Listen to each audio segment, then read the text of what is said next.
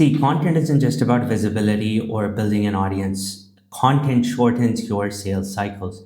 Most people think content is like a top of the funnel activity that just gets you in front of more people. That's true to some extent, but it's not the most valuable part. The most valuable part is that content does the heavy lifting before you ever get on a call with someone.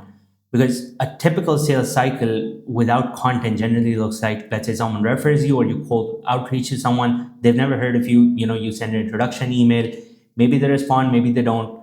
If they do respond, there's a few back and forth, and let's say you do by chance get them on a call. The first 15, 20, or 30 minutes are just spent explaining who you are, what you do, building your credibility, and what just trying to explain what makes you different from everyone else that basically has pitched them, right? So they do listen, yes, but they're skeptical because they've been pitched by 100 people who all claim to be experts. They don't know if you're actually good, or let's say if you're just good at talking. And when the call ends, they say they need to think about it, or they need to talk to their team or their wife, or evaluate a few of their options, all of those other things.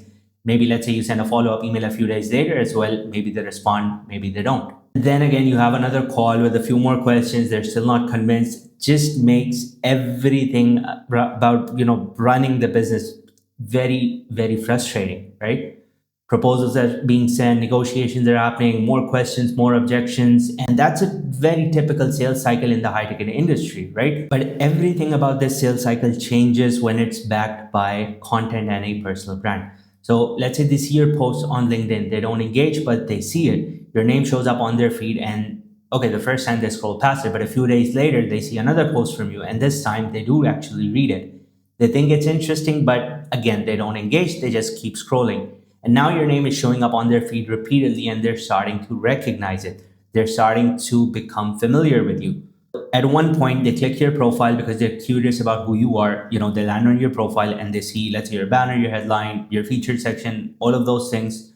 And they scroll through your recent posts and see all of the different types of content that you've been posting, right? So now they think this person knows what they're talking about. And here's the biggest leverage. When someone comes to you after consuming your content for weeks, they're already pre-qualified. They've decided you're relevant to them. They've already decided you're credible, and they've already decided they might possibly work with you. So that conversation that happens isn't about convincing them anymore. It's about making sure they're a good fit for you, and that you can actually, help them fix the problems that they have and the challenges that they have. That flips the dynamic completely. Without content, you're chasing and trying to convince, but with content, they're coming to you already convinced, and you're just evaluating fit and alignment. That's the difference between being in a position of need and being in a position of selectivity. And here's how all of this compounds over time. Every piece of content you create is an asset that works for you forever. A post, let's say you wrote 6 months ago, is still showing up in search results, still being shared, still being consumed by new people.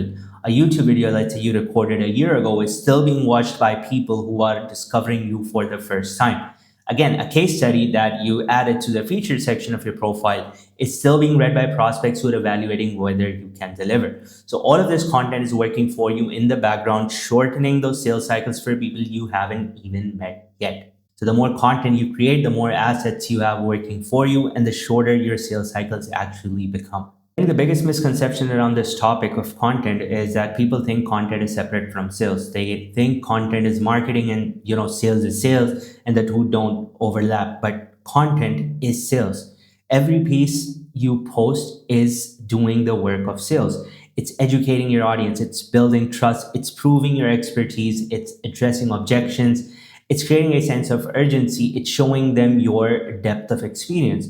All of that is sales work, and it's happening at scale without you being on an actual call. So when you finally get on that call with someone who's been consuming the content, the sales conversation is completely different. We're not starting from scratch. We're not starting from zero.